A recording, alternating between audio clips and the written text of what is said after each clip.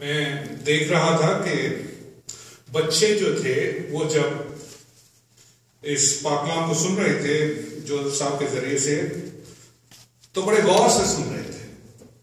اس سے پتہ چلتا ہے کہ ان کو بچے جو ہیں وہ کتنے انوسنٹ ہیں اور کتنی دھیان سے وہ سنتے ہیں. ہمیں بھی چاہیے کہ جب ہم خداوند کے پاکلام کو سنتے ہیں تو بڑے دھیان سے سنیں تاکہ ہمارے دلوں میں وہ نقش ہو سکے. آئیے ہم اپنے سر کو جھکائیں اور دعا کریں.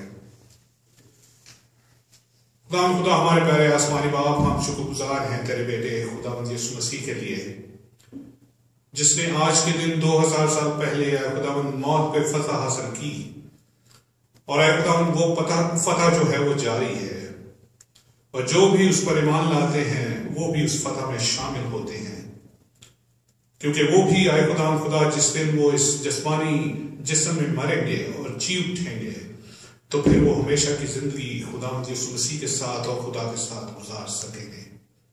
خداوند یسوع مسیح کے پاک اور جلالی نام میں مانگتے ہیں، آمین.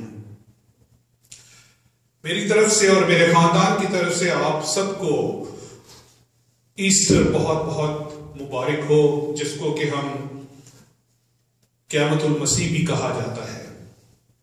اور میں ان لوگوں کو جو کہ ٹی وی کی وساطت سے ہمیں دیکھیں گے اور مجھے سنیں گے، ان سب کو بھی جو اپنے گھروں میں بیٹھے ہوئے ہیں ان کو بھی میں بہت بہت مبارکباد پیش کرتا ہوں، کیونکہ یہ دن جو ہے یہ مسیحی دنیا میں بہت اسپیشل دن ہے، بلکہ میں کہوں گا کہ یہ سب سے بڑا دن ہے. گو کہ ہم بڑا دن جو کہتے ہیں کرسمس کو کہتے ہیں، کرسمس بھی بڑا دن ہے، لیکن مسیح کا مردوں میں سے جی اٹھنا جو ہے وہ ایک ایسی انوکھی بات ہے جو کہ ہمیں معلوم ہے کہ ایسا نہ آج تک ہوا ہے اور نہ ہوگا.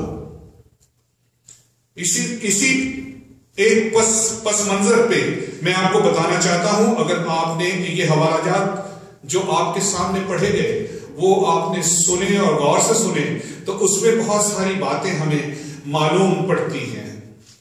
جیسے کہ ہم یسایہ نبی کا صحیفہ اس کا 25 باب اور 6 سے 9 تک ہم نے پڑھا. پھر اس کے بعد ہم نے پہلا کرنتھیوں اس کا 15واں باب پڑھا، پہلی 24 آیات. بلکہ یہ مکمل باب جو ہے یہ اسی پہ ہمیں بتاتا ہے، منحصر ہے. اس کے علاوہ پھر ہم نے انجیل مقدس میں سے ہم نے دیکھا کہ یوحنا رسول کی انجیل اس کا 20واں باب اور پہلی 18 آیات. یہ میں اس لیے بتا رہا ہوں تاکہ وہ لوگ جو مجھے ٹیلی ویژن پہ سن رہے ہیں وہ اگر اپنی بائبل مقدس ان کے پاس ہے تو وہ دیکھ سکے اور وہ یہ پڑھ سکے کہ یہاں پہ کیا لکھا ہوا ہے جو ہم نے ابھی پڑھا تھا.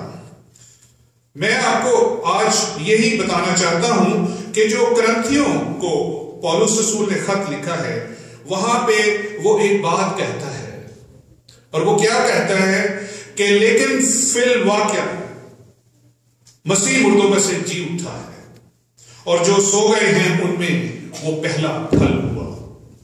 اور یہی بات کی منادی ہم آج کرنا چاہتے ہیں کہ خداوند یسوع مسیح نے کس طرح سے موت پہ فتح حاصل کیا ہے. ایسٹر کا تہوار ہم اس لیے مناتے ہیں کیونکہ خداوند یسوع مسیح جب اپنی زمینی زندگی میں تھے تو انہوں نے بار بار بہت دفعہ بائبل مقدس میں یہ آتا ہے کہ انہوں نے بتایا تھا کہ میں مر جاؤں گا اور تیسرے دن مردوں میں سے جی اٹھوں گا، اور یہ بات انہوں نے کر کے دکھا دی. آج تک ہم دیکھتے ہیں کہ کوئی بھی ایسا شخص نہیں ہے جس کی منادی کی ہو اور خود اس کو کر کے دکھایا ہو، اور اس طرح کی بات جو ہے وہ ہمیں نظر آتی ہے. اسی لیے یہ ایسٹر کا تہوار جو ہے یہ ایک بہت انوکھا اور عجیب تہوار ہے جو ہمیں اس واقعہ میں ملتا ہے. اور آپ یہ دیکھیں کہ ایسا معجزہ نہ کبھی پہلے ہوا ہے اور نہ ہوگا. جب بھی کوئی کہانی لکھی جاتی ہے یا کتاب لکھی جاتی ہے تو اس میں جو لکھنے والا ہے، مصنف ہے، وہ کیا کرتا ہے کہ شروع میں تمہید باندھتا ہے اور وہ پھر اس کو ڈیولپ کرتا ہے کہانی کو، اور جب کتاب کے آخر میں پہنچتا ہے تو اس کا انجام وہ بتاتا ہے، اس کا جو ہے اس کو کلمینیٹ کرتا ہے. اور اسی طرح سے ہم دیکھتے ہیں کہ خدا نے ایک ایسا انتظام کیا کہ جب آدم اور حوا نے باغ عدن میں گناہ کیا تو ان کو باغ عدن سے نکال دیا گیا. جب نکال دیا گیا تو خدا نے سوچا کہ اب اس کا انتظام کچھ کرنا چاہیے، کہ کیونکہ خدا جو ہے، میں آپ کو بتانا چاہتا ہوں کہ آپ سے وہ محبت کرتا ہے. اس نے بنی نوع انسان کو اپنی شکل و شبیہ پہ بنایا ہے، اور وہ اسی لیے بنایا ہے کیونکہ خداوند جو ہے you are at the epitome of creation. آپ کائنات کو خلق جب اس نے کیا ہے تو اس کی آپ ٹاپ کریشن پہ ہیں، اور آپ اپنے آپ کو کبھی بھی یہ نہ سوچیں کہ میں کیا کر سکتا ہوں یا کیا کر سکتی ہوں، کیونکہ خدا آپ کو بہت محبت کرتا ہے. تو اس نے جب یہ نجات کا انتظام، اس نے کہا کہ میں انسان کو خدا سے پھر ملاؤں گا. اور اس کو کیسے ملا سکتا تھا؟ کیونکہ خدا تو ایک پاک ترین ہستی ہے اور انسان ایک گناہگار انسان ہے. جو گناہ جو ہے وہ باغ عدن سے شروع ہوتا ہے اور وہ بڑھتا ہی چلا گیا. اور آج کل جو آپ کو معلوم ہے کہ ہم میں جو بیماریاں اور جو جتنی تکلیفیں ہمیں اس دنیا میں رہتے ہوئے آتی ہیں وہ اسی گناہ کا نتیجہ ہے. اور وہ جو ہے اس نے پہلا انتظام جو اس نے کیا، ہمیں پتہ چلتا ہے وہ نجات کا، ریڈیمشن کا انتظام جو ہے وہ ہمیں ملتا ہے اسحاق کی قربانی سے. آپ کو معلوم ہے کہ خدا نے جب انتظام کیا تو اس نے کیا کیا کہ یہ تمام کے تمام جو بنی اسرائیل ہے، اس نے حضرت ابراہیم کو ملک ہور سے کہا کہ تم یہاں سے روانہ ہو اور تم اس وعدہ کی ہوئی زمین پر جاؤ، اور وہ اس نے مانا.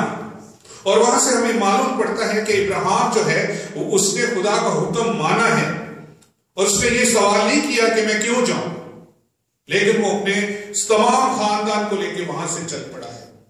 اور اس کے بعد اس کو خدا نے دوسرا حکم دیا کہ تو اپنے اکلوتے بیٹے کی قربانی جو ہے وہ گزرا. اور ہمیں معلوم ہے کہ اسحاق جو ہے، حضرت اسحاق جو ہے ان کے اکلوتے بیٹے ہیں.